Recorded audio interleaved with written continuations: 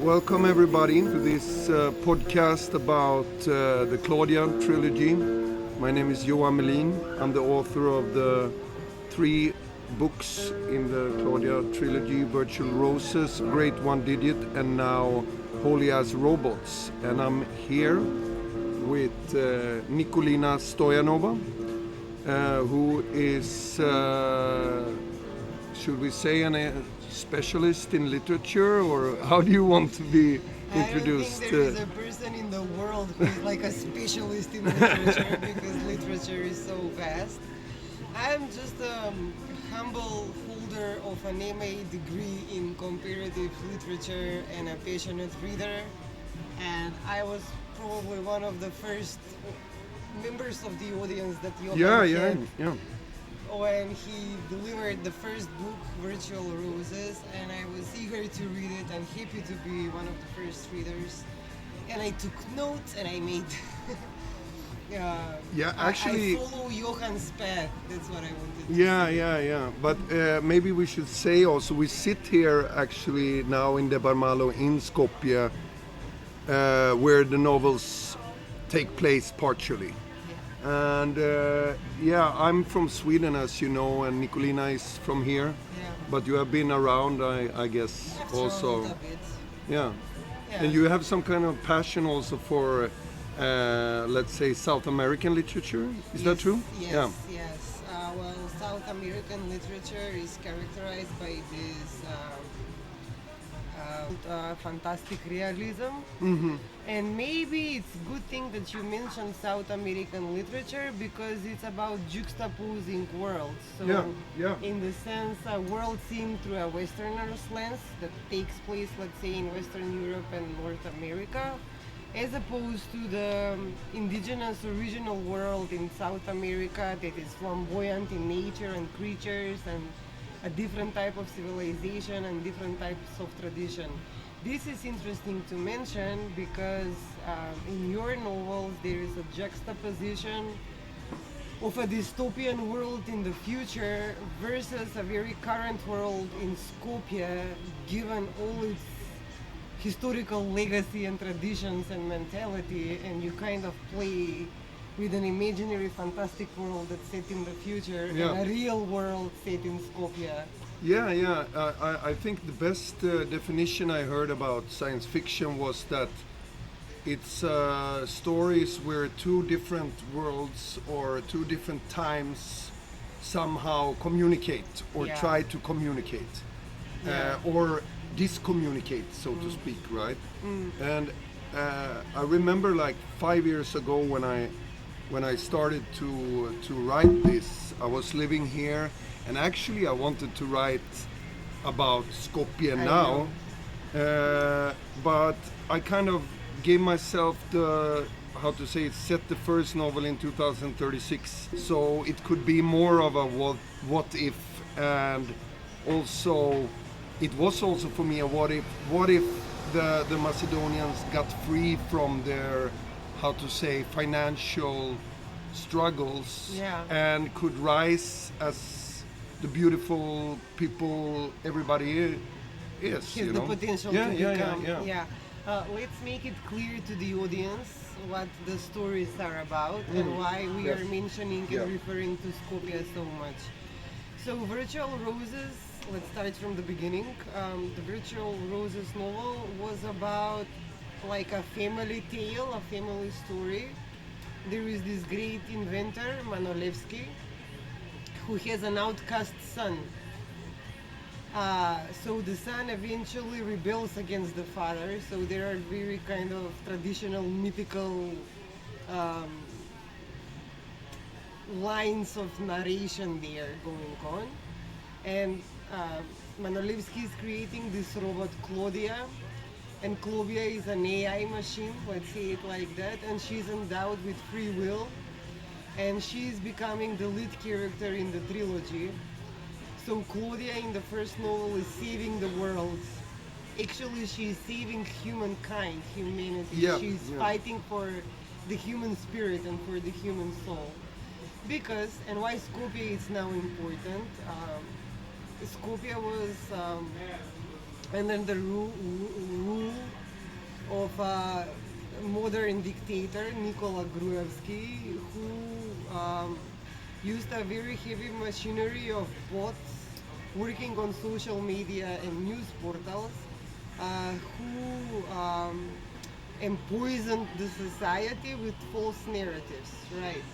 So when we are talking about bots in virtual roses and how the human spirit was infected by misinformation and disinformation, you are actually referring to that period in Skopje in Macedonia, which is not explicitly explained in the novel. Yeah, and I mean, for me, I come from for you, it's very, how to say, concrete. Maybe for me, it's more like and maybe obvious what for the Macedonian. what I, so to speak, see. But what I could see and can see here is that the Balkan in general has been used as some sort from a lot of superpowers.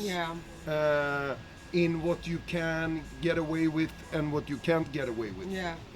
And in the novel, it's all kind of gathered in one person, this Manolevski, which is this kind of Elon Musk type.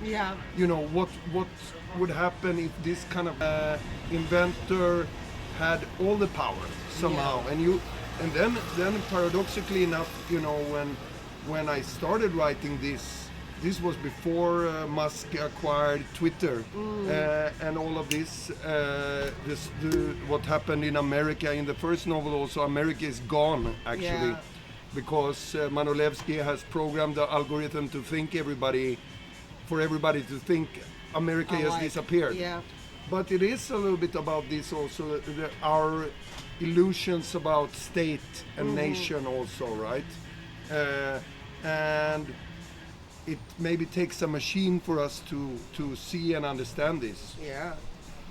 And that's also a very interesting idea, that the machine is the one who should reveal to us, to the humans, what we are about. You know, it's like, okay.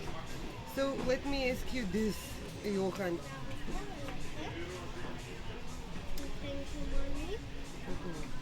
So what propelled you to write sci-fi stories?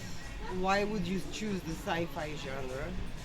And also, why is it interesting for you to play with these hybrid characters, hybrid species? It's an AI, but with the free will.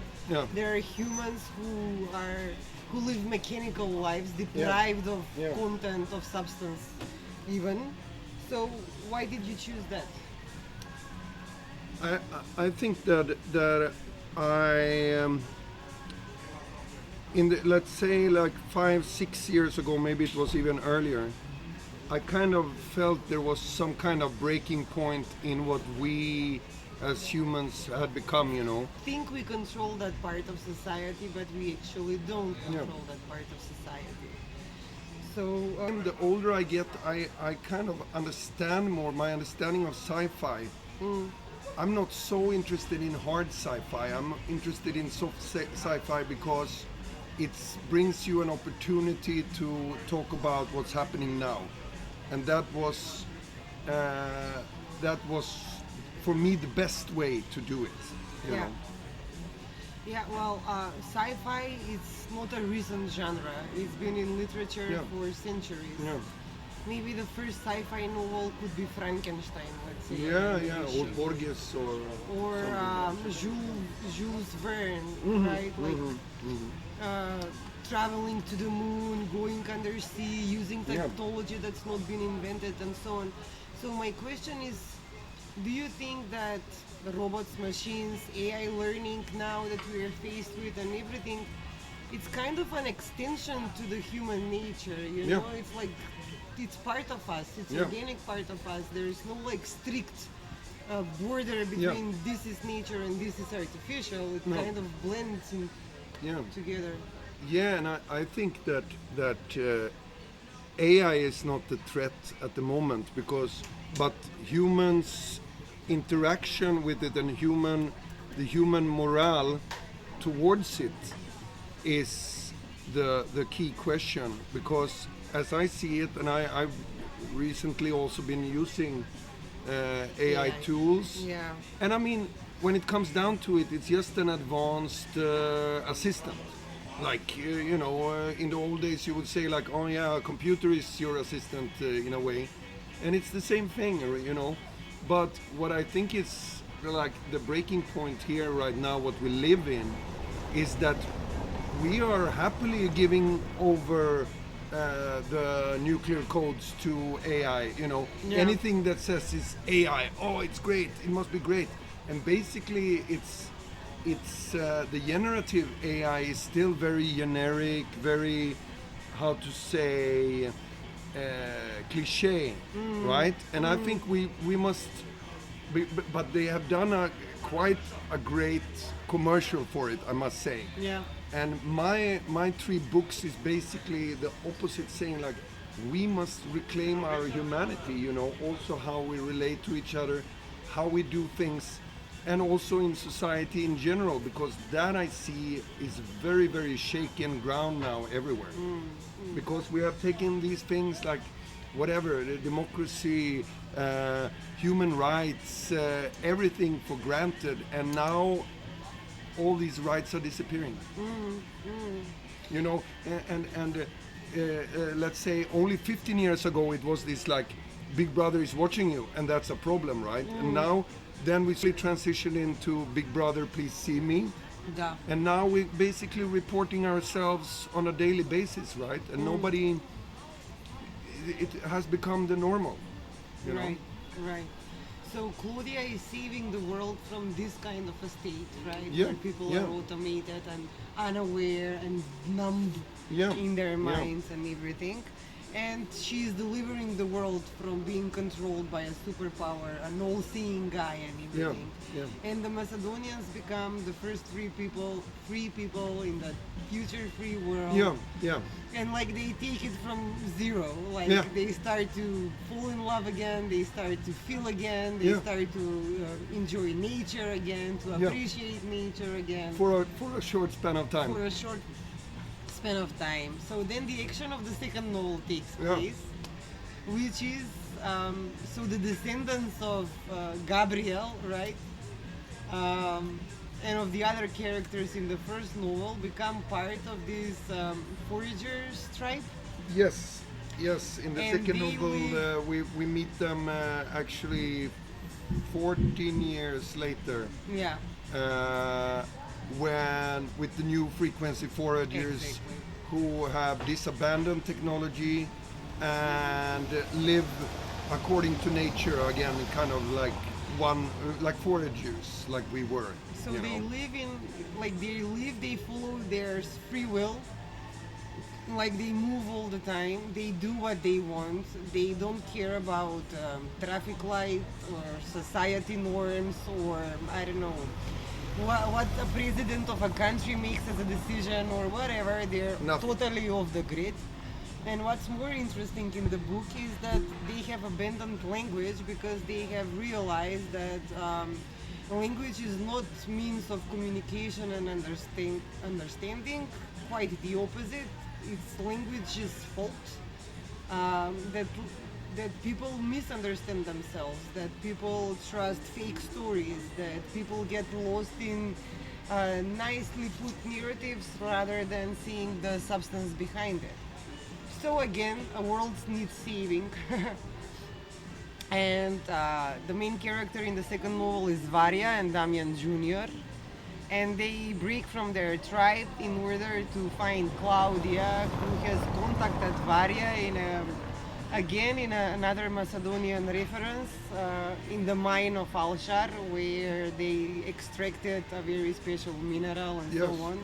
Yeah, the laurendite, The laurendite. And Claudia appears there in Varia, there in front of Varia. So Varia and Damian decide, okay, we will save the world just as my father, I guess. Yes.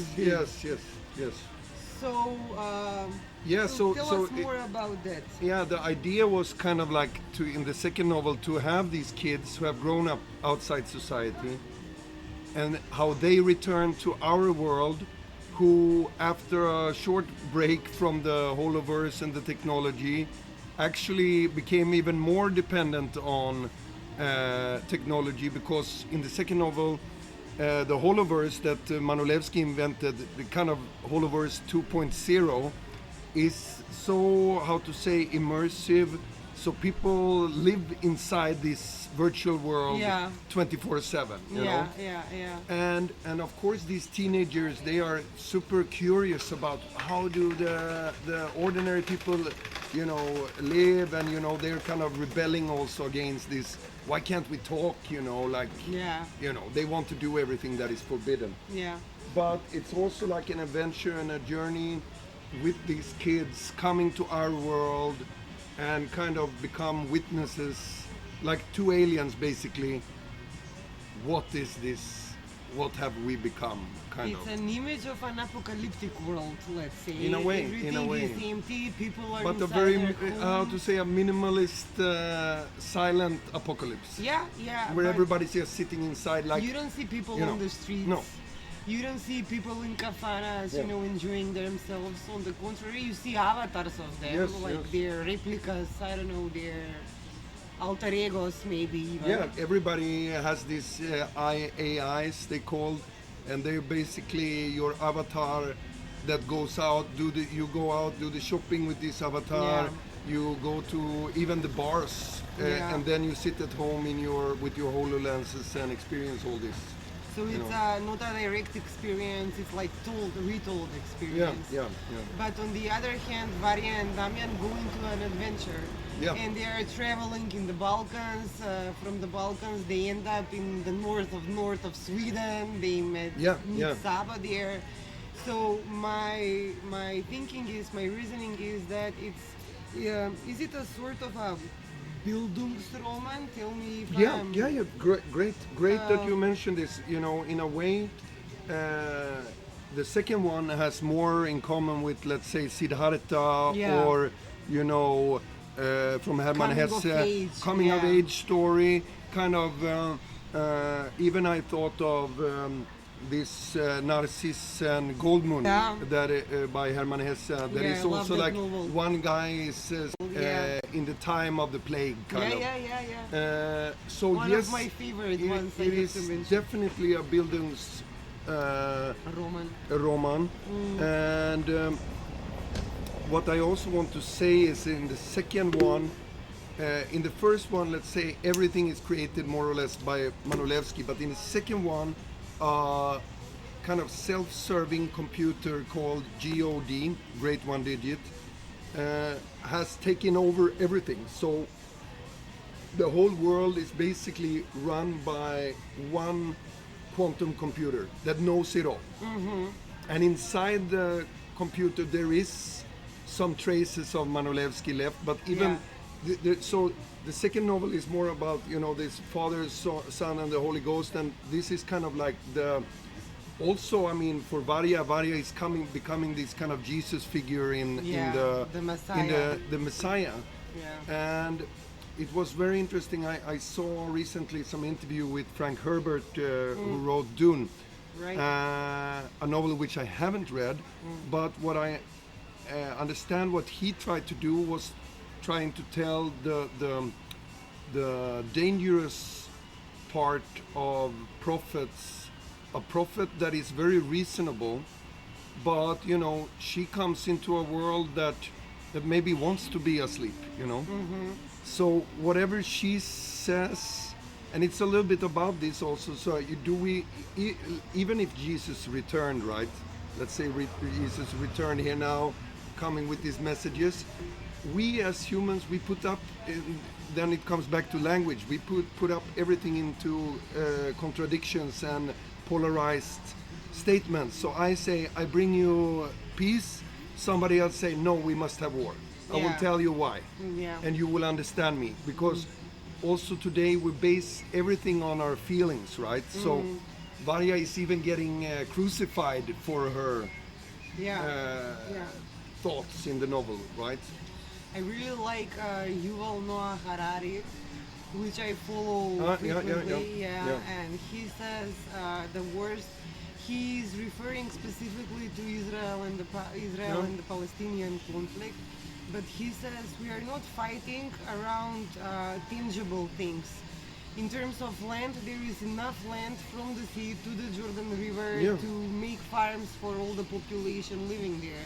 There is enough space to build cities, to build infrastructure, to have all the people living there. What the two nations, the two peoples are fighting about are just imaginary stories about my God is better than yours.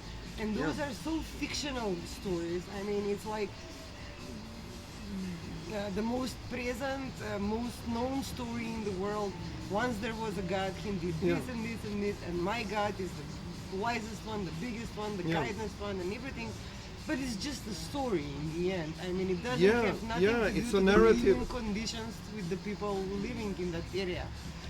So in that sense, this is complementary to what you're saying. Yeah, definitely. And I mean, the problem, in our minds. especially with if we're talking about the Gaza conflict, right? I also mentioned this in Holy as Robots, where they are on a spaceship and try to kind of sum up the last 100 years, where I write about this, where they bomb these people back to the Stone Age in order to build luxury resorts, right?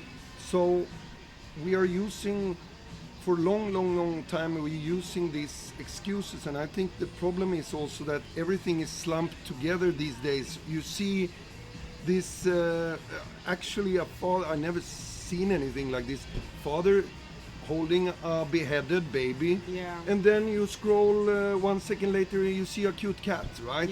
This is the new reality we live in, but I think it makes us a little bit dull.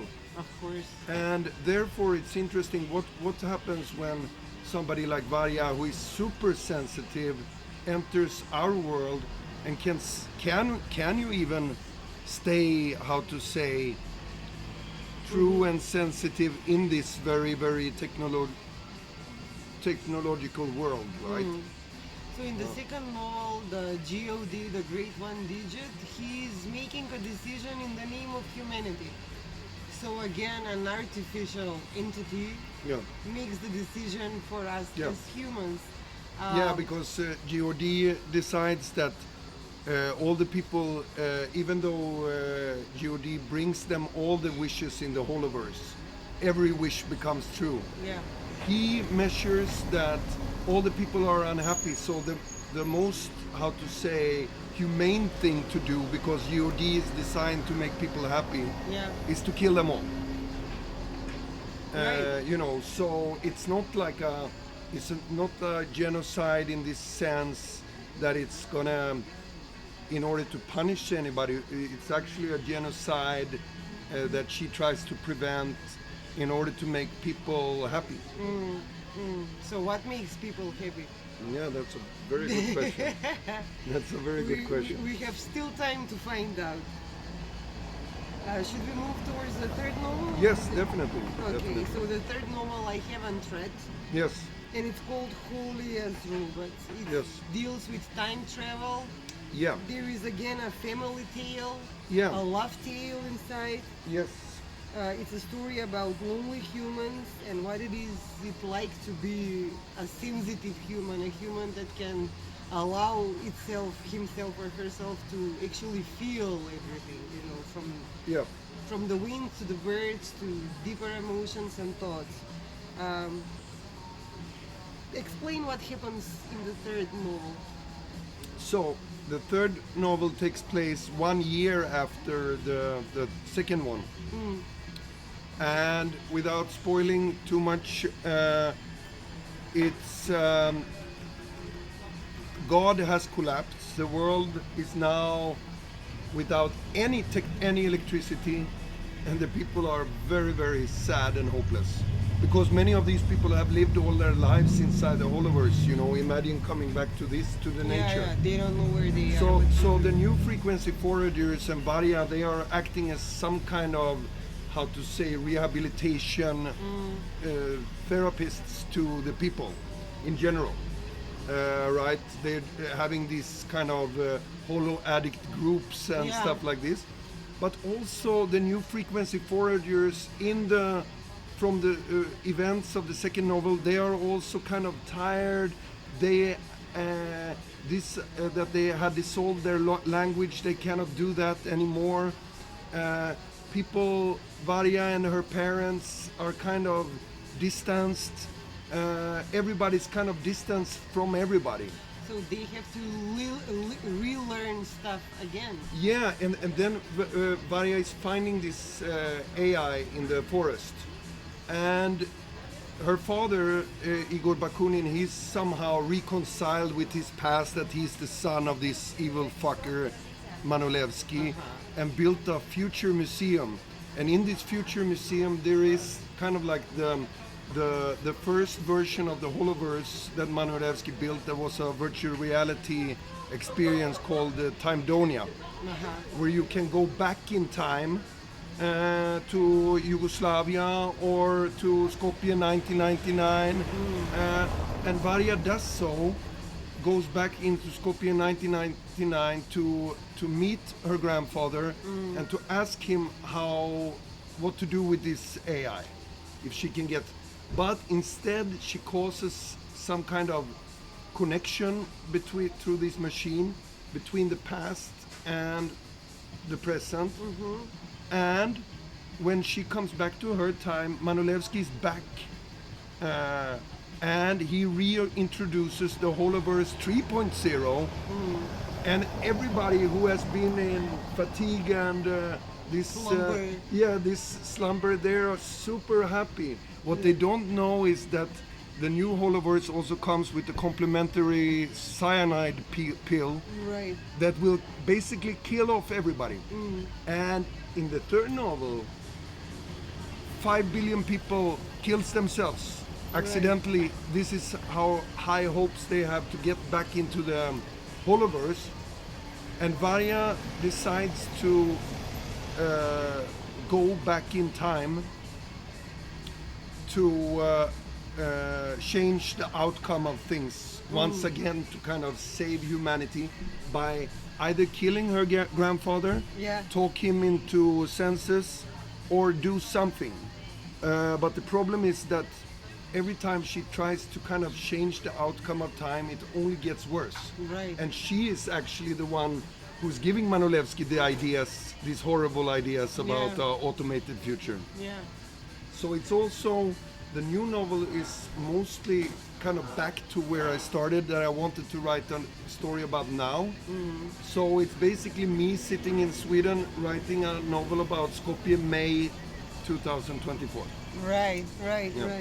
So tell me, why is it easier for people to imagine a future of apocalyptic events rather than a future when everybody can live happily, democracy will rule everywhere? Why? Great question. And that was actually the initial question I had when I wrote the first one. I was thinking like, okay, imported everything, right? We imported the ideas of a Holoverse. We imported, all these are ancient science fiction ideas, these cool technology things, right? But we also imported, instead of taking these books, let's say 1984, Brave New World, any of Philip K. Dick's books, instead of taking them as warnings or satires of where the world was going back then, we just imported everything. And you cannot, what we should have instead said, all right, this is actually not what the future will be, it's just a warning of what the future might be. And I think today the most comfort zone for everybody is to resort into, it's much easier to see the world ending than to see, no, how are we gonna work meticulously for the next 30 years so our world is a little bit better now than it was. Humane, and maybe that is what also the new books, in the end, even though the world ends 2 times in the new novel, it ends actually 2.5, because without spoiling the whole trilogy of how it ends and everything, it leaves us with this question that you're raising here, right? It leaves us with, one, it's never, even Manolevski says this in the book, even though he goes through with his plans and everything, I even in the new one, I even go back to the other two novels in time to certain chapters. Yeah, yeah. So readers of the two first will actually get some of the other books from a different perspective. But it raises the question, what do we want for our future of this very present? You know, I think the problem is that we're too focused on the future and too focused on the past. We're Nobody lives unable in the present moment, right? and that is what the new one is, that we must live here and now. There are no guarantees for anything, for a democracy, for a good life, or you know, and we must maybe wake up a little bit from the slumber and recognize that a lot of these processes all humans go through these days is maybe directly or indirectly caused by this hypercapitalistic, very brutal thinking of seeing everything as things, status, da da da da da da. So, and we're all kind of contributing by working very, very hard, so very, very few people can live a very great life, this Insta life that we all dream about, but nobody has. Yeah. And we must also ask ourselves, why are we unhappy? You know, even if we all got more money, Yeah. you know, let's say we all got €1 million more this, okay, we would be happy for a short while, but it doesn't cover the expenses of being a human, you know, and the virtues. And we must reclaim these values, humanistic values, if we are to persevere as people. How are we going to achieve that? I say, like, start again with, you know, there is a saying, you know, if my brother is starving, or if my friend is starving, you know, I'm starving too, or something like this, that we must start seeing society as a society again, you know, as a whole. You know, the reason why you had a functioning society in Yugoslavia, okay, you were not rich, but there was an idea of we, seeing the world as one, and in solidarity, which is now an ancient hippie word Yeah. that everybody's kind of spitting on. And why do we spit on this word like solidarity? Because it will break the cycle of me, myself, and also let's say like this, if we go back to when we were foragers and foraging mushrooms before the last ice age, you had a matriarchy. Yeah. All the kids were raised in the pack, right? Yeah. You you had a yeah. Not an Instagram Yeah. or application. You or had a something. democracy. You didn't have this like it's my child, it's my money. Yeah. No, it was the packs, right? And I think we must go back to seeing, you know, if you're not good, I'm not good. You understand what I mean? And at the moment, nobody's good, so everybody suffers, right? Okay, I have another question. Yeah. Recently I was reading Silvia Federici, and she is a Columbia University professor, a political activist, and she's been dealing with the woman's question in terms of women as safekeepers of tradition, of agricultural knowledge, of living together with nature rather than abusing nature, and so on and so forth. But she really talks about the power the World Bank and the International Monetary Fund have over countries in Africa, in Latin America, in some countries in Asia, where in order to revive the country's economy, they indebt the country so much that the country is never able to repay its debts. On the other hand, the IMF and the World Bank are harvesting the country's resources and making white people in the US and in Europe richer and richer. Yeah. So my question is, behind the World Bank, behind the IMF, there are white men in nice suits making decisions about countries the size of Congo, or I don't know, Yeah. you know, huge countries, Bolivia, Colombia, with great many resources.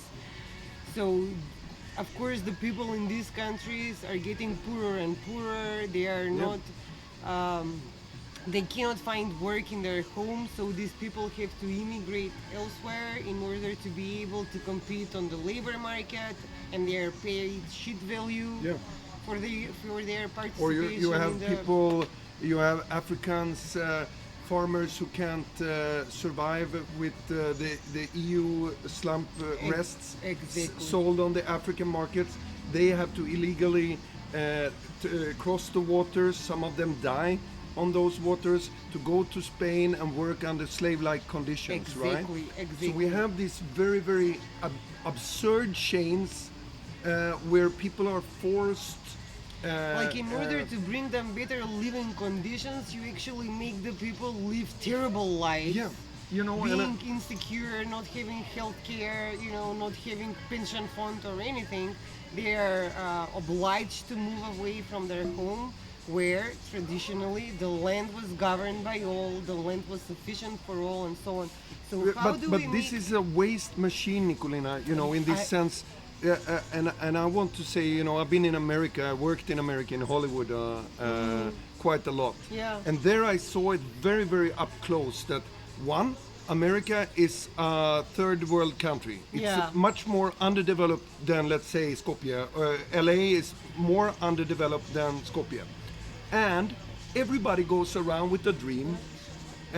Let's say 10%, or no, I won't, don't want to say percentage, but you sleep in your car, but you're kind of driven by the dream of one day making it, right? Yeah. And I was making it in Hollywood, but I saw the worst poverty I ever saw. I never seen such poverty, bad infrastructure, and everybody sold to the dream of becoming something, right? Yeah. And it's a little bit like this that you take up here also, that what I think happened with Yugoslavia was like this. If you follow the money, because I did follow the money as a research for Virtual Roses. So Yugoslavia, very, very functioning state. And also culturally, economically, on all levels, because of the dance Tito had with left and not left and right, but the East and West. Yugoslavia was one of the most, how to say, blossoming countries in Right. yes, and then in the late after Tito's death, the country goes into in debt to America, right? And the sitting, what was the last sitting president of Yugoslavia? I don't remember his name. He goes to George Bush Senior, and after that meeting, Yugoslavia's debt is wiped away. But without becoming conspirational, nothing is for free. Yeah. So then, 2 years later, you have a civil war in the most functioning place in whole Europe, where Muslims and Christians live peacefully side by side, and it's kind of everybody's equal, not rich, but good, really good, right? Yeah. And you see this the same, because I'm seeing this from South America. Every country that is socialist, that can work, that shows something else. The US that shows the US steps in and tears it down. I actually reacted to this when I came here, like, when the American ambassador goes on TV here, it's like some kind of, like somebody with power and influence and gets 30 minutes on TV, like telling how things are and this and that, what you must think of and blah, blah, blah, blah, blah. And I'm like, this is the American ambassador? Yeah. And then you have this fortress here on the hill.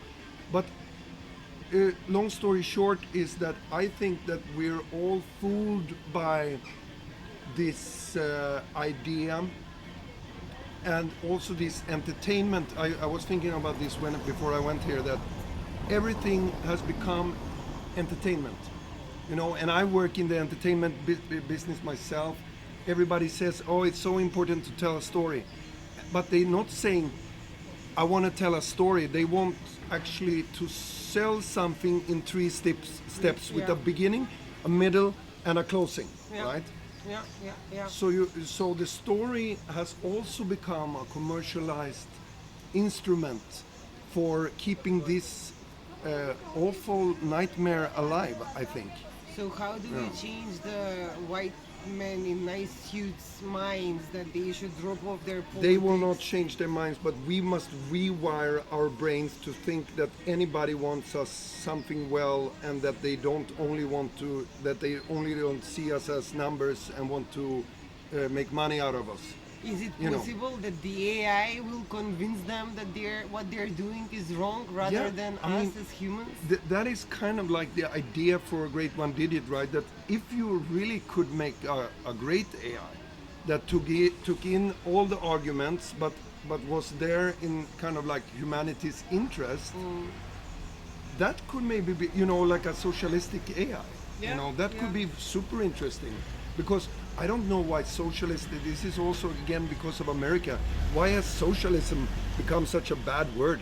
It's a beautiful thing. What is socialism? It is the thought of everybody's betterment, not your betterment, but society in general, and we must reclaim this.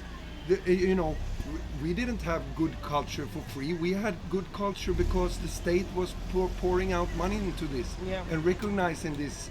And now this has been replaced, culture has been replaced by entertainment culture, which is okay, which you can kind of like consume, consumerism, right? Consumage. And we must just be very, very, because now also even people like me, who I didn't write this novel apparently to make a lot of money, which I definitely have not. But we all have gotten the same kind of Instadreams of becoming some viral sensation, something. How many views did you have? How many this and that? Everything is kind of measurable. In the old days when I made a film, right? If it was good, it came out. That was enough in itself. That was it. Now it's like, how many did see it? Was it a flop? Was it da-da-da? Was it success? Did it win any prizes? Da-da-da-da-da, da-da-da-da-da. It's all about we all kind of gone into the sport of winning. And nobody's winning. We live in a loser society, Everybody's a loser. Also, including my rich friends, I can tell without name dropping anybody. All my rich friends, or who made it, let's say, they're maybe even more unhappy than they were before they made it. Yeah. To be honest. Yeah. It's an empty life. It's a hollow life. It's the alienation that kicks in. I think that Marx is talking about. The alienated. But alienation. It's a life of pretenses. It's a life you're leading in order to leave a good impression, not in order to make yourself a healthier, a happier person. I want to return the conversation back to the books and the style you use. You are a movie director, first of all. And what I like a lot about your books is the way you have to tell a scene which feels like a movie scene. So can you explain to us your technical proceedings? How do you achieve that? No, but I have written screenplays for, let's say, 20 years. So obviously I'm kind of like work damaged by that, in the beginning. Actually, I wrote 2 novels before this trilogy. And they were always like landing on 120 pages, exactly the same. I couldn't write longer in the old days, right? So the thing is like, with the first one in particular, Virtual Roses, I wanted to kind of, I always loved reading screenplays, also these Faber and Faber books. So the idea was to kind of make a novel that is kind of plug and play, you could read it like a screenplay, because you read a screenplay, it's actually pretty boring how they are written. But I always, since I have my poet background, I always try to put in a little bit of poetry in between the lines of this. So it's a kind of technique where I try to make the Gestaltung as little as possible, but as precise by this minimalism, how I describe things, kind of setting the scene, dialogues, good characters, And I think you have done a marvelous job at it, because I really have the feeling as I'm reading the books, I'm actually watching scenes evolving in front of my eyes. Yeah. And it's true, the characters maybe are not as developed as Dostoevsky, let's say, or Flaubert. You don't see their psychology, but you get what they are about, and the dialogues they have in between scenes and everything. Yeah. It really does convey like a movie script feeling, and I commend you on and that. I think like at least the first one is in terms of in the movie business you're so afraid of psychology in a way, or this kind of like, oh, you cannot write, you should always write so short, kind of, right? Yeah. But then I think with time, actually, what was lovely to write with the great one did, and now also with Holy as Robots, is that I was kind of like, all right, this is apparently it has some cinematic qualities, but it's definitely going to be more literature-like. Literature-like with time. And now it's actually been very freeing experience with the last one, which I think is the most literature experience, So for me also as a writer now, when I write screenplays again, it's given me a lot, because now the screenplays become more juicier and more novel-like. You've grown as an author by writing these books. Yeah. That's wonderful. How about all the references to Skopje and Macedonia, and mentioning the names of people that you and I both know? Yeah. I find it a really kind of a Skopje touch, Skopje-like touch, in the sense that you have understood Macedonian mentality, you have understood Skopje mentality, you know very well how we function in this weird place on earth. Yeah. You know what has happened to us, you know how people think here. Still, those people that you mention in the books are not the average Macedonian. They are kind of these outcasts in Skopje as well. And to me it was a natural delight, to find out characters in the book that I actually know and I can relate to. So tell us more about that. No, but I mean, obviously, like I said, I actually wanted to do from the beginning more like, Skopje shortcuts or Skopje short stories, right? Yeah. And it's so special here, Nikolina, in Skopje and Debar Malo, because I think it's here, you Macedonians, you're so close to your subconsciousness, and because of the situations, everybody's kind of like improvising and very, how to say, or at least how it was when I came here, very unplaying society. If you talk about the actor society, everybody's an actor. Yeah. I felt always that Skopje was kind of then an actor that is very unaware of that it's an actor, right? It's like a space in between. It's kind of a purgatory. It's like we are in the future, but we are stuck in the past. We are modern, but not so modern as Tokyo. We are kind of understand what democracy and the rule of law is, but nobody is applying it in real life, so...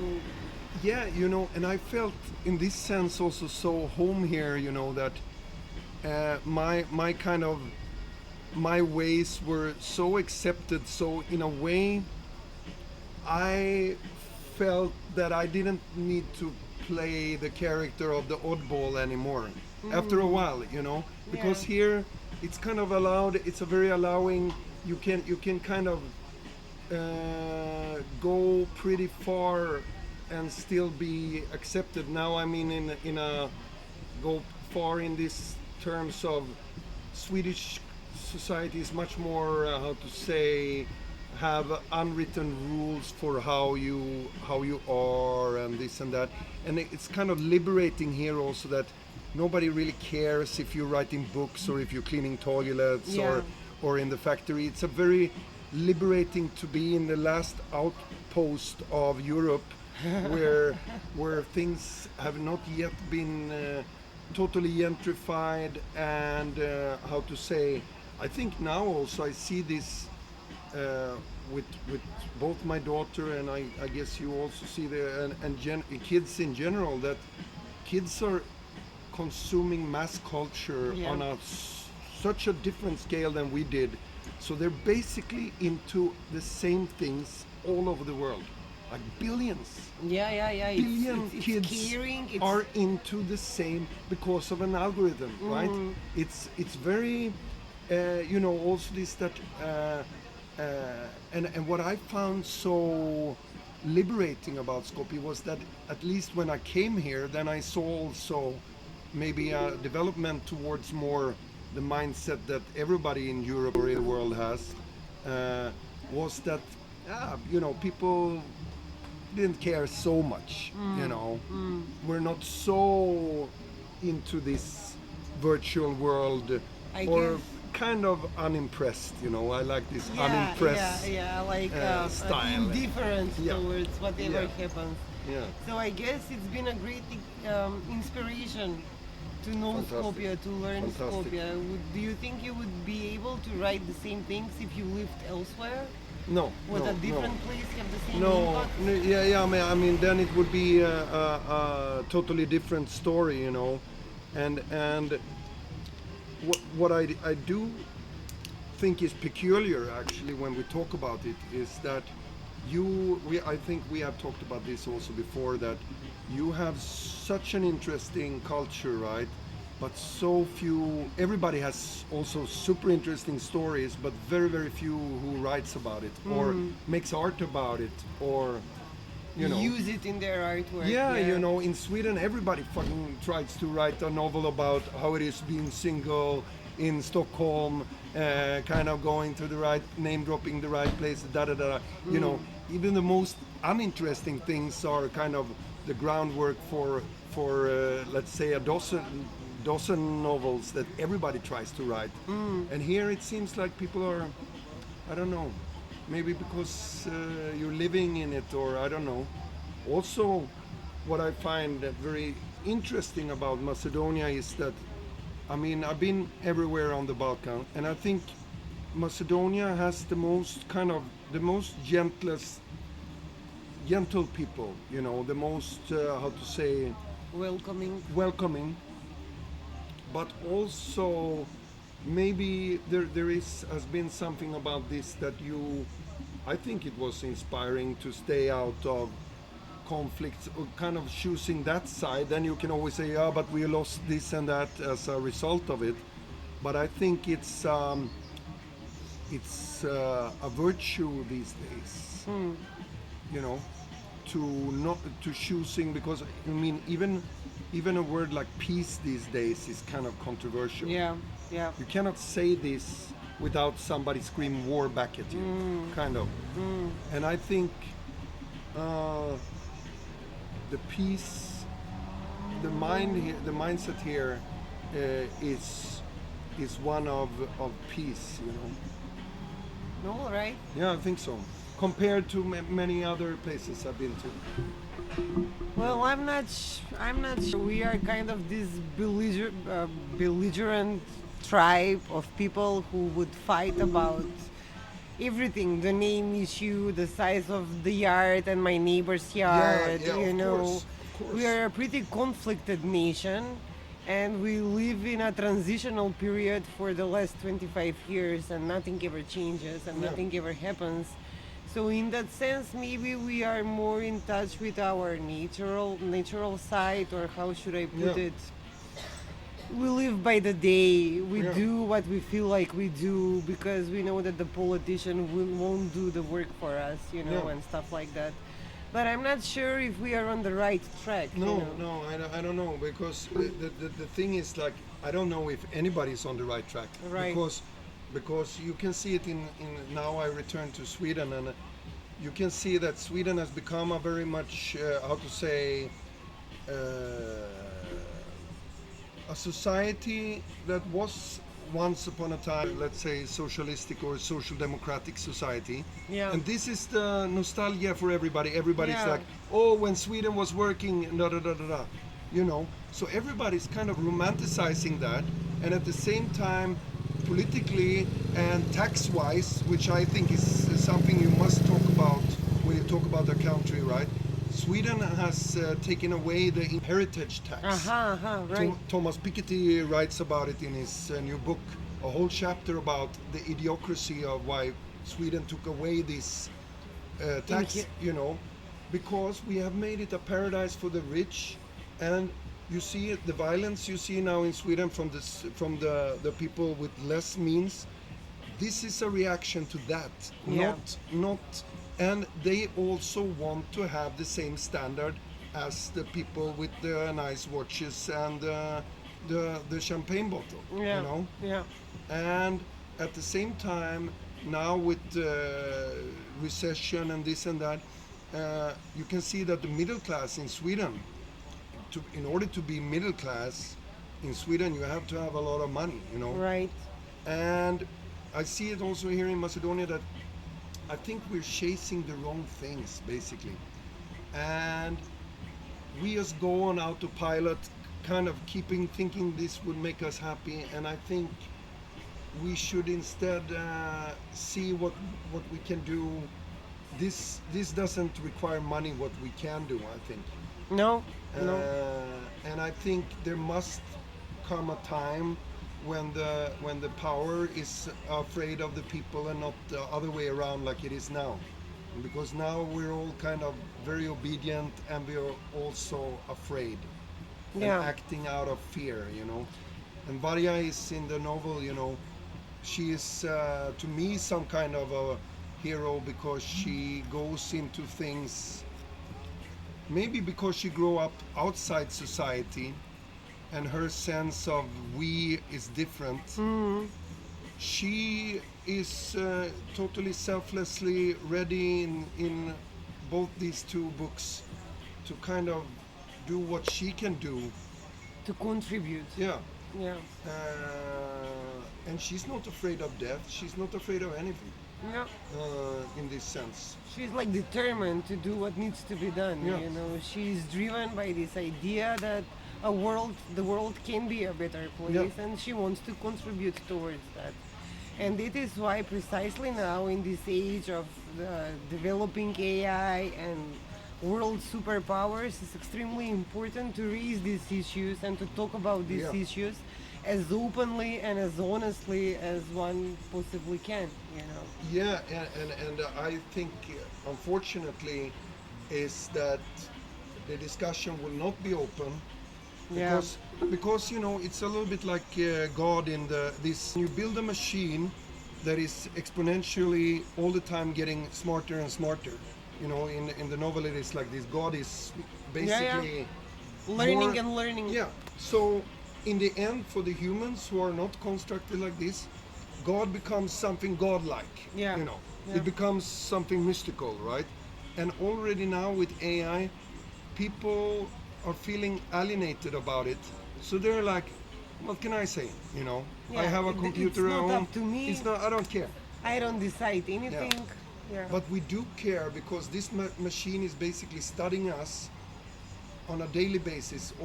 We have left everything to these companies. But I guess we don't understand that the machine is actually us.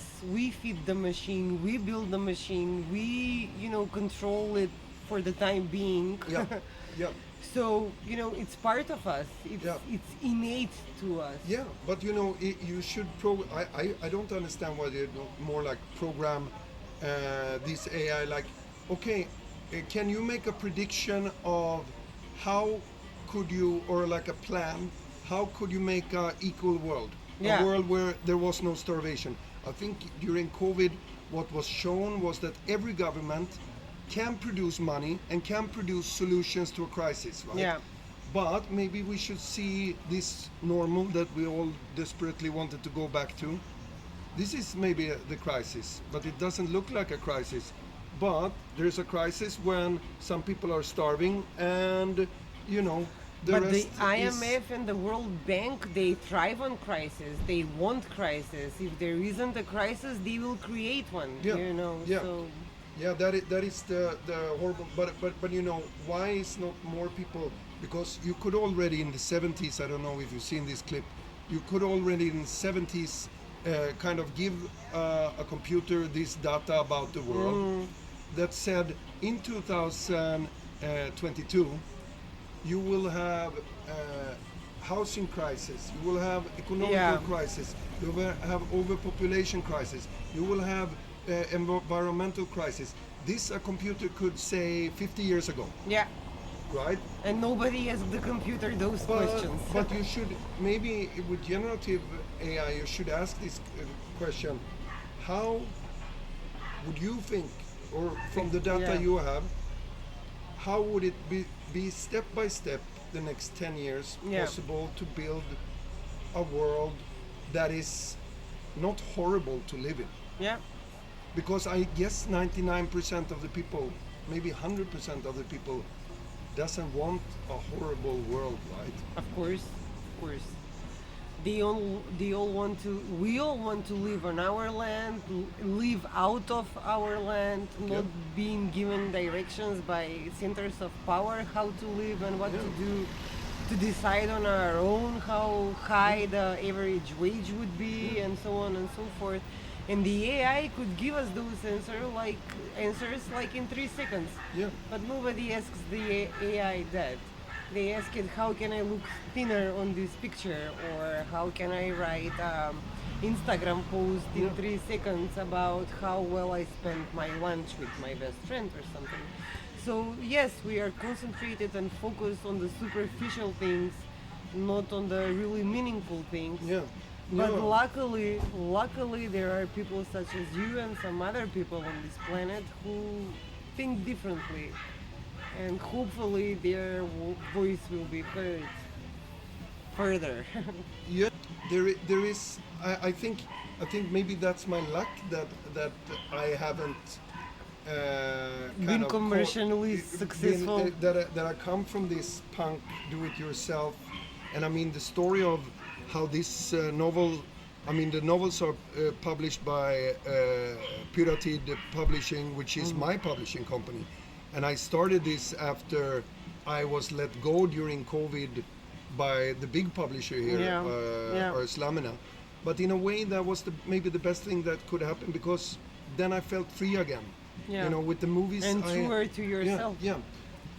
It's your take on things, it's not theirs. And I accept with age also that not everybody can like your thoughts. And I think that is the biggest trap right now, that everybody wants to be liked. You know, we all want to be loved, you know, say 500 hearts, you're the best, greatness, but because also these hearts and likes have become an monetary asset in a way, and we're changing our language at the moment.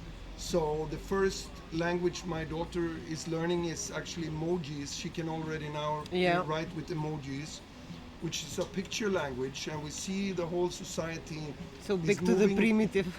Moving back to, you know, people are falling asleep if you kind of holding a sentence longer than 1 minute. Well, we have a lot of questions to discuss and a lot of topics to talk about, but maybe we should leave those for a next podcast episode. I think so. And it was great talking with you. And I think maybe the whole thing was just, my idea was just taking a mirror. It's like Frankenstein, like you mentioned also, right? This idea of why are we so obsessed of creating life when that is the easiest thing you can do as a human, right? We're so obsessed of kind of making a replica, going through all this development with billions of dollars to create something that we can do for free in 9 months' time with very little effort. You know. But so it was more like, but that is just the beginning of the human, right? And I think we have grown up in so much black seeing this, heard about the end of the world, the apocalypse, humans are fucked and so on. So I wanted to say like, all right, but can we in some ways find back to some humanity and kind of set up a new set of rules that is maybe more useful for us as humans. Right. Well, on the contrary, I think AI is quite alive. I think quite alive, and it evolves. In a short period of time, it will evolve on its own. Yeah, and that some things we should accept about it. Some things we should control it very wisely. But of course, we will see what the world in the future holds for us, keeps for us. Right? Yeah, and we must maybe go back, take a step back now, and say, all right, what are the modern virtues for our time? You know, what should we live under?